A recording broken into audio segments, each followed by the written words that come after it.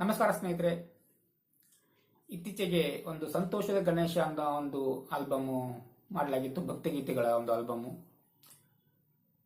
ಅದರಲ್ಲಿ ನಾನೇ ಒಂದು ಸಾಹಿತ್ಯ ಬರೆಯುವಂತ ಒಂದು ಪ್ರಯತ್ನ ಮಾಡಿದ್ದೆ.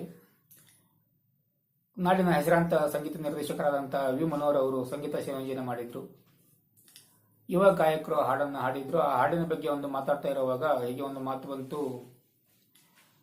ನನಗೊಬ್ರು ಕೇಳಿದ್ರು, ನೀವು ಹಂಸಲೇಖ ಅವರ ಅಭಿಮಾನಿಗಳ ಅಂತ. ಹೌದು ಅಂತ ಹೇಳಿದೆ.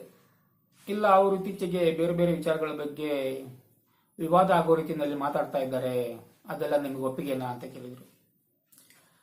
ನಾವು ಹಂಸಲೇಖ ಅವರ ಬಗ್ಗೆ ಅಭಿಮಾನ ಗೌರವ ಇಟ್ಕೊಂಡಿರೋದು ಅವರ ಸಾಧನೆ, ಅವರ ಹಾಡುಗಳು, ಅವರ ಸಂಗೀತದ ಮೇಲೆ.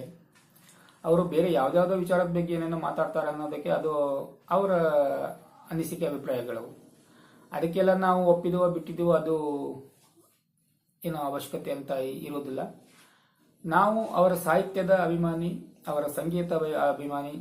ಅವರಿಂದಾಗಿ ಎಷ್ಟೋ ಯುವ ಗಾಯಕರಿಗೆ, ಸಂಗೀತ ವಾದ್ಯಗಳನ್ನು ನುಡಿಸುವಂತಹ ಯುವ ಸಂಗೀತಗಾರರಿಗೆ ಹಲವು ರೀತಿಯ ಅವಕಾಶಗಳು ಸಿಕ್ಕಿವೆ.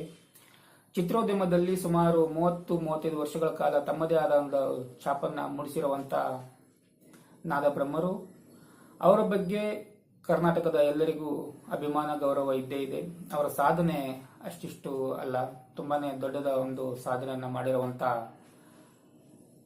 ಸಾಹಿತಿ, ಸಂಗೀತ ನಿರ್ದೇಶಕರು, ಸಾಧಕರು ಅಂತಾನೆ ಹೇಳಬಹುದು. ಅವರು ಬರಿದೇ ಇರುವಂತ ಹಾಡುಗಳೇ ಇಲ್ಲ. ಮನುಷ್ಯನ ಜನನದಿಂದ ಮರಣದವರೆಗೂ ಯಾವುದೇ ರೀತಿಯ ಸಾಧನೆ ಬಗ್ಗೆ ಆಗಿರಬಹುದು, ಪ್ರೀತಿ ಪ್ರೇಮದ ಆಗಿರಬಹುದು, ಹೀಗೆ ಪ್ರತಿಯೊಂದು ಲಾಲಿ ಹಾಡಿಂದ ಜಾಲಿ ಹಾಡು, ಪೋಲಿ ಹಾಡು, ಭಕ್ತಿಗೀತೆ, ಹೀಗೆ ದೇಶ ಪ್ರೇಮ ಆಗಿರಬಹುದು, ನಾಡ ಪ್ರೇಮ ಆಗಿರಬಹುದು, ಪ್ರತಿಯೊಂದು ವಿಭಾಗದಲ್ಲೂ ಕೂಡ ಅವರು ಬರೀದೇ ಇರುವಂತ ಸಾಹಿತ್ಯನೇ ಇಲ್ಲ. ಯಾಕಂತ ಹೇಳಿದ್ರೆ ಆಡು ಮುಟ್ಟದ ಸೊಪ್ಪಿಲ್ಲ ಅನ್ನೋ ಹಾಗೆ ಅವರು ಬರೆಯದೇ ಇರುವಂತ ಯಾವುದೇ ಕ್ಷೇತ್ರ ಕೂಡ ಇಲ್ಲ. ಯಾಕಂತ ಹೇಳಿದ್ರೆ ಕ್ರೀಡೆ ಬಗ್ಗೆ ಆಗಿರಬಹುದು, ದೇವರ ಬಗ್ಗೆ ಆಗಿರಬಹುದು, ಪ್ರತಿಯೊಂದರಲ್ಲೂ ಕೂಡ ಅವರು ತಮ್ಮದೇ ಆದ ರೀತಿಯಲ್ಲಿ ಸಾಹಿತ್ಯವನ್ನ ಬರೆದು ಅದಕ್ಕೆ ಸಂಗೀತ ಸಂಯೋಜನೆ ಮಾಡಿ ಆ ಹಾಡು ಜನಮನ ತಲುಪುವಂತೆ ಮಾಡಿದ್ದಾರೆ. ಅವರ ಒಂದು ಸಾಧನೆಗೆ ಸರಿಸಾಟಿ ಇನ್ನೊಬ್ರು ಸಿಗೋದು ತುಂಬಾನೇ ಕಷ್ಟ ಅಂತಾನೆ ಹೇಳಬಹುದು. ಅದೇ ನನಗೆ ಕೇಳಿದ್ರು, ಈ ತರ ನೀವು ಅವ್ರೇನೋ ವಿವಾದ ಆಗುವಂತ ಸುದ್ದಿಗಳೆಲ್ಲ ಮಾತಾಡ್ತಾರೆ ಹಾಗೆ ಹೀಗೆ ಅಂತೇಳಿ. ನಾವು ಅವರ ಸಾಧನೆಗೆ, ಅವರ ಸಂಗೀತಕ್ಕೆ, ಅವರ ಸಾಹಿತ್ಯಕ್ಕೆ ಅಭಿಮಾನಿಗಳು. ಅದು ಅವ್ರ ಬೇರೆ ಯಾವುದೇ ವಿಚಾರದ ಬಗ್ಗೆ ಏನೇ ಮಾತಾಡಿರಬಹುದು, ಆದ್ರೆ ನಮ್ಮ ಅಭಿಮಾನ, ಪ್ರೀತಿ, ಗೌರವ ಯಾವತ್ತೂ ಕಮ್ಮಿ ಆಗೋದಿಲ್ಲ ಅಂತ ಅವ್ರಿಗೆ ಹೇಳಿದೆ. ಓ ಹಾಗ ನಿಮ್ಮ ವಿಚಾರಗಳು ಅಂತ ಹೇಳಿದ್ರು.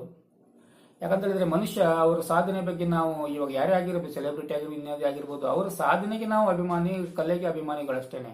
ಅವರು ಬೇರೆ ಯಾವ್ದಾದ್ರು ವಿಚಾರಗಳ ಬಗ್ಗೆ ಅವ್ರು ಏನೇನೋ ಮಾತಾಡ್ತಾರೆ ಅನ್ನೋದಕ್ಕೆ ಅದು ಅವರ ವೈಯಕ್ತಿಕ. ಅದಕ್ಕೆ ನಾವು ಬೆಂಬಲ ಕೊಟ್ಟಿದ್ದೀವಿ, ಅವರ ಬಗ್ಗೆ ಒಪ್ಪಿಗೆ ಕೊಟ್ಟಿದ್ದೀವಿ ಅಂತ ಏನಿಲ್ಲ. ನಮಗೆ ಅವರು ಸಾಹಿತಿಯಾಗಿ, ಸಂಗೀತ ನಿರ್ದೇಶಕರಾಗಿ ಅವರ ಸಾಧನೆ, ಅವರ ಹಾಡುಗಳು ನಮಗೆ ಇಷ್ಟ, ಅವರ ಸಂಗೀತ ಇಷ್ಟ. ಆ ಕಾರಣಕ್ಕೆ ಅವರ ಅಭಿಮಾನಿಗಳೇ. ಧನ್ಯವಾದಗಳು.